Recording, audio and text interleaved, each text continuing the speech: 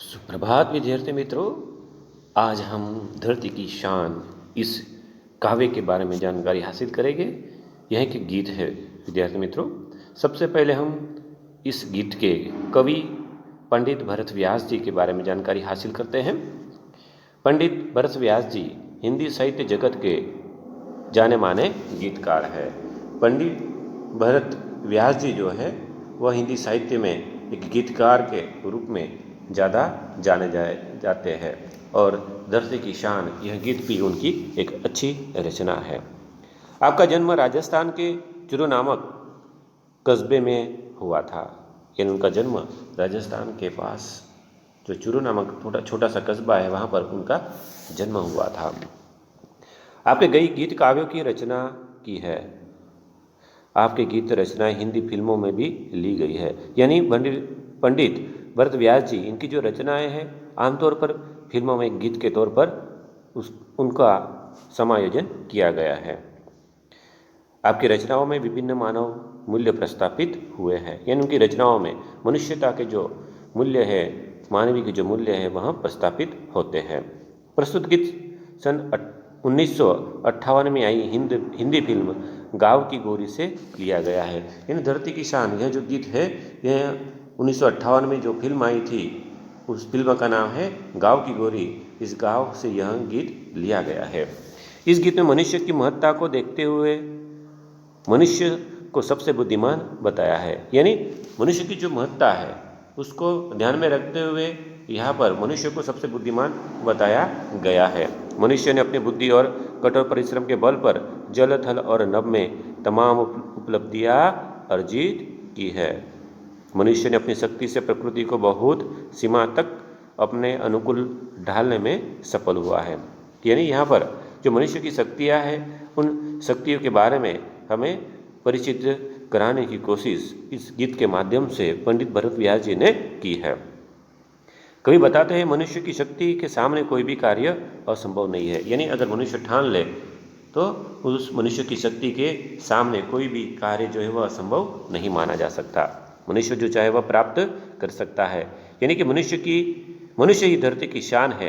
यही भाव काव्य में अंतर्निहित है। यही हमारी महानता का प्रमाण है। यानी मनुष्य अगर जो ठान ले तो वह कार्य कर सकता है। इसीलिए यहाँ पर कवि ने मनुष्य को धरती की शान बताया है। तो चलिए विद्यार्थी मित्रों इस काव्य को हम पंक्तियों के माध्यम से समझते हैं। धरती की शान तू भारत की संतान, तेरी मुट्ठियों में बंदे तूफान है रे, मनुष्य तू बड़ा महान है। पहले यहाँ पर उन्होंने बताया है कि हे मनुष्य यानी हे भारत की संतान तू धरती की शान है। यहाँ पर उन्होंने बताया है हे भारत की संतान तू धरती की शान है। यानी धरती की शान यानी कि तू धरती का गौरव है। तेरी मुट्ठियों में बंद तूफान है रे, मनुष्य तू बड़ा महान है।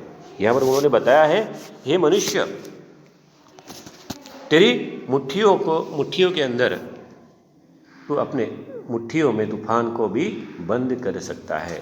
यहाँ पर उन्होंने बताया है हे मनुष्य तू अगर ठान ले तो अपनी मुट्ठियों में भी तूफान को बंद कर सकता है। मनुष्य तू बड़ा महान है। मनुष्य तो अपने आप को पहचान, तू बहुत ही महान है। यानी यहाँ पर पहली पंक्ति में बताया कि हे भारत की संतान तू धरती की शान है, तू धरती का गौरव है। तो अगर चाहे तो अपनी मुट्ठियों में तूफान को भी बंद कर सकता है। मनुष्य तू बड़ा महान है। आगे बताते हैं तू जो चाहे पर्वत पहाड़ों को फोड़ दे। हे मनुष्य अगर तू चाहे तो पर्वत या पहाड़ को भी तू फोड़ सकता है। तू जो चाहे नदियों के मुख को भी मोड़ सकता है। अगर तू ठान ले तो जो नदियाँ हैं वो नदियों के मुख को भी मोड़ने की शक्ति तुझ में है। आगे बताते हैं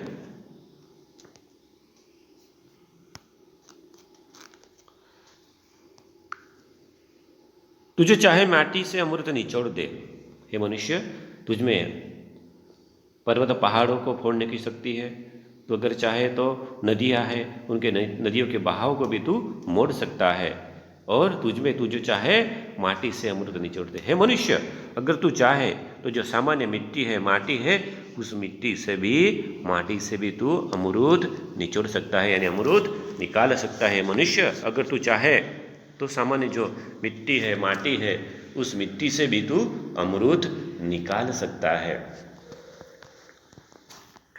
तुझे चाहे धरती को अंबर से जोड़ दे। हे मनुष्य, अगर तू चाहे तो तू क्या कर सकता है, धरती को अंबर यानी आसमान से भी जोड़ सकता है। अमर तेरे प्राण मिला तुझको वरदान। हे मनुष्य, तेरी जो प्राण है वह प्राण कैसे है, अमर है। हे मनुष्य, तेरे प्राण अमर है, यह तुझको वरदान प्रभु से मिला है, यानी प्राण का कभी भी नाश नहीं हो सकता है। तो तेरे प्राण जो है मनुष्य, वह अमर है, यही तुझे वरदान मिला है।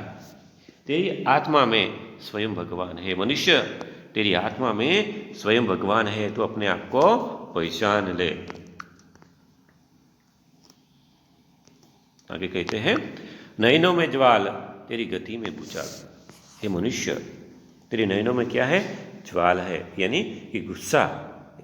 हमेशा जो गुस्सा है वो आंखों में, मनुष्य की आंखों में दिखाई पड़ता है। तो तेरे नयनों में क्या है, ज्वाल है, तेरी गति में भूचाल।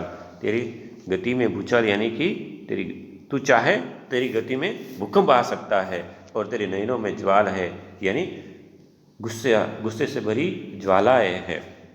तेरी छाती में छिपा महाकाल है।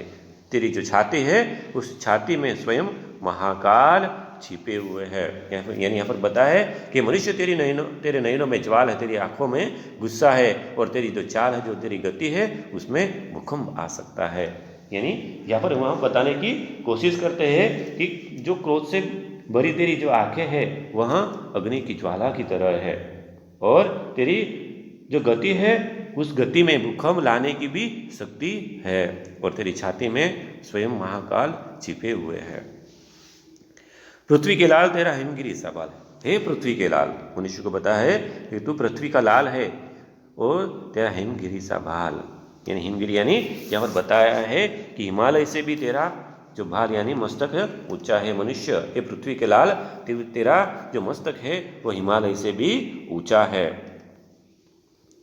तेरी भ्रुकुटी में तांडव का ताल है। तेरी जो भ्रुकुटी यानी आंखों की जो भौहें है, उन भौहों में तांडव का ताल है। भगवान शंकर का जो तांडव नृत्य है, उसी तरह का तेरी भ्रुकुटी में तांडव का ताल है, यानी लय है। निज को तो जान, जरा शक्ति पहचान। है मनुष्य, तो अपने आप को जान ले। निज यानी स्वयं को तू जान ले, जरा शक्ति पहचान। तुझ में जो शक्ति है, उस शक्ति को मनुष्य तू पहचान ले। तेरी वाणी में युग का आह्वान है। हे मनुष्य, तेरी जो वाणी है, उस वाणी में नए युग को बुला सकने का आह्वान है, शक्ति है। हे मनुष्य, तेरी जो वाणी है, उस वाणी में नए युग का आह्वान दिखाई पड़ता है, नए युग को तू बुला सकता है। आखिर में देखते हैं, धरती सा धीर तू है, अग्नि सा वीर। हे मनुष्य, तू धरती जैसा धीर है, यानी तुझ में धरती जैसी धीरज है। अग्नि सा तू वीर, और अग्नि जैसा तू वीर भी है। मनुष्य, तू जो है वो धरती जैसा धीरज भी रख सकता है, धीरज रखने की तुझ में शक्ति है। और अग्नि सा वीर, तो अग्नि के समान वीर भी है। तू जो चाहे तो काल को भी थाम ले।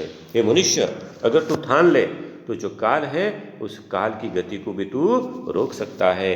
थाम ले यानी उस काल की गति को भी तू रोक सकता है। मनुष्य, तू अपने आप को पहचान ले, यानी काल को आगे जाने से रोक सकता है।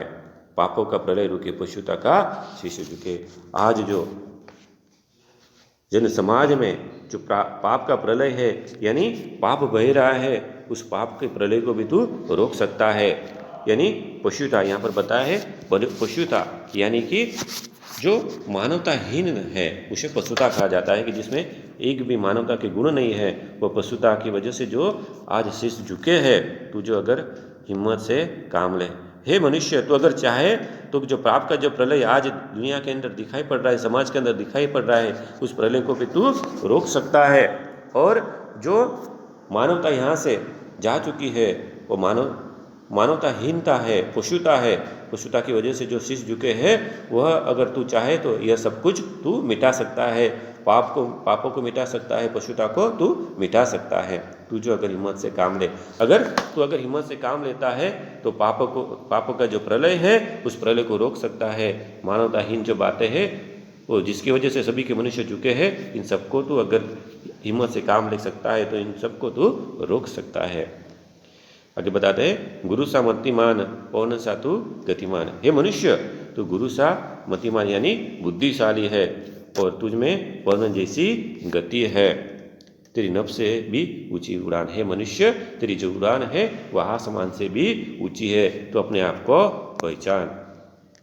यानी विद्यार्थी मित्रों, यह जो गीत है